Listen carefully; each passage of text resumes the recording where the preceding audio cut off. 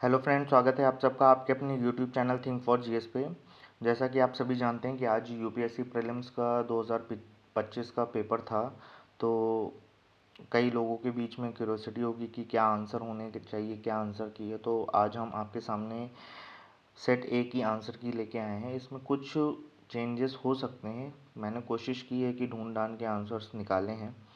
तो हो सकता है कुछ मिस्टेक्स हो गई हों मेरे से भी, ह्यूमन एरर, उसको माफ़ करने का प्रयास करिएगा। और चलिए देखते हैं आंसर्स क्या हो सकते हैं। ठीक है, सेट ए के आज हम आंसर्स देखेंगे।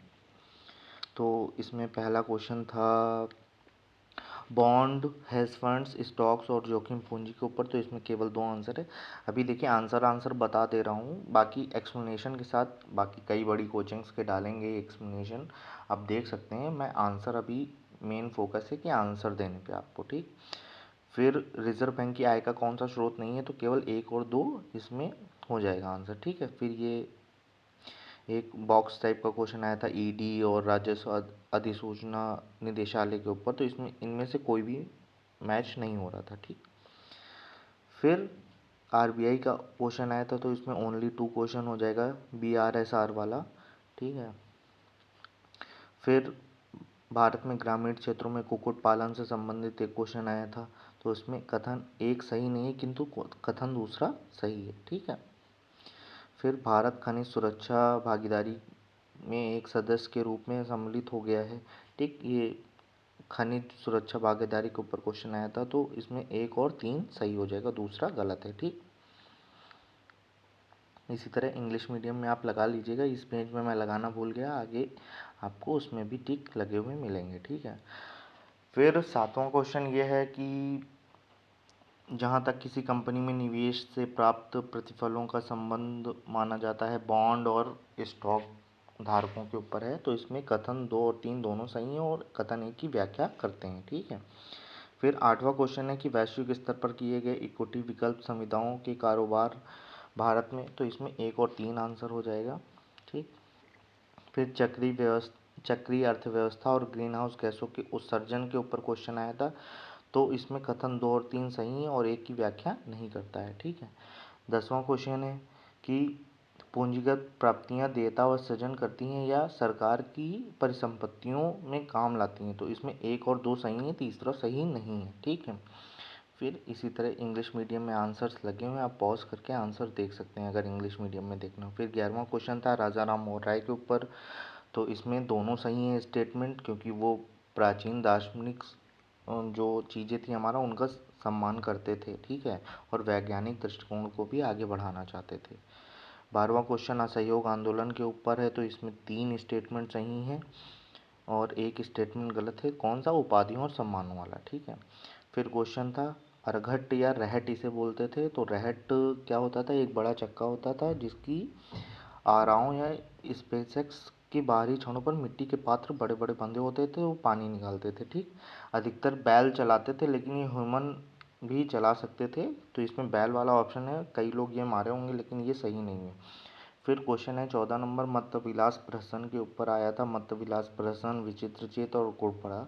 आप ये बहुत इंपॉर्टेंट बुक है मत्तविलास प्रहसन, कई बार पीसीएस में भी रिपीट हुई है। तो ये महन वर्मन ने लिखी थी। ठीक, फिर ये बहुत हल्का क्वेश्चन आ गया था कि चीनी यात्री फाहियान किसके शासनकाल में आए थे? तो चंद्रगुप्त द्वितीय के टाइम पे आए थे। ठीक है, ये आप इंग्लिश मीडियम में आंसर्स लगे हुए हैं, जिसको इंग्लिश में देखना हो पॉज करके देख सकता है। ठीक, फिर क्वेश्चन है कि शासन मलय प्रायद्वीप, सुमात्रा, जावा निकटवर्ती द्वीपों पर था। एक सफल सैन्य अभियान का नेतृत्व किसने किया था? तो ये राजेंद्र प्रथम हो जाएंगे। ठीक है, फिर इसमें क्षेत्र दिए थे और उनसे संबंधित नदियाँ दी थी। तो अशमक जो है गोदावरी नदी के तट पर स्थित था। ये जो एकमात्र 16 महाजनपदों में था, ये दक्षिण भारत में था, यही अशमक था। और कौशल जो है सरयू नदी के तट पे था। तो इसमें केवल दो हो जाएगा। ठीक है, फिर विष्णु दिगंबर पलुस्कर द्वारा 1901 में कहाँ स्थापित किया गया था? क्या? प्रथम गंधर्व महाविद्यालय, जो संगीत प्रशिक्षण विद्यालय था। ठीक, तो ये लाहौर में था। फिर रज्जुक और युक्त प्रादेशिक के ऊपर क्वेश्चन आया था। तो ये अशोक मौर्य काल के अधिकारी होते थे, जिला स्तरीय प्रशासन देखते थे। ठीक, फिर असहयोग आंदोलन के ऊपर क्वेश्चन आया था, तो कांग्रेस की घोषणा और स्वराज के ऊपर, तो इसमें 1 और 2 हो जाएगा।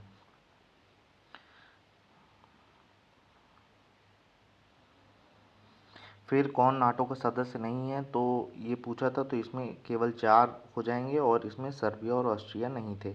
ठीक, इसमें फिर एंडीज़ में कौन कौन थे, तो इसमें भी केवल 4 आंसर है।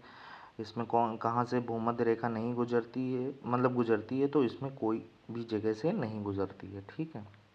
फिर क्वेश्चन था भारत में हल्दी, तो हल्दी बोर्ड अभी करंट में था, तो करंट से क्वेश्चन ये बन गया हल्दी बोर्ड के ऊपर, तो इसमें तीनों आंसर सही हो जाएंगे। ठीक है।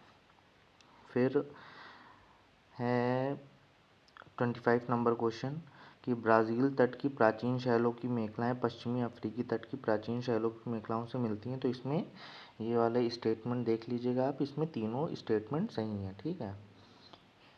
फिर वायुमंडल में विद्यमान धूल कणों की मात्रा विषुवत-रेखीय ध्रुवीय क्षेत्रों की अपेक्षा उपोष्ण और शीतोष्ण क्षेत्रों में अधिक होती है, तो इसमें एक सही है किंतु 2 सही नहीं है, तो दूसरा स्टेटमेंट गलत है इसमें। ठीक। इसी तरह इंग्लिश मीडियम के आंसर्स लगे हुए हैं। अब इसका नेक्स्ट पार्ट हम इसके साथ, क्योंकि वीडियो लंबी हो जाएगी तो बोरियत होने लगेगी, तो नेक्स्ट पार्ट में फिर 25 क्वेश्चन करेंगे।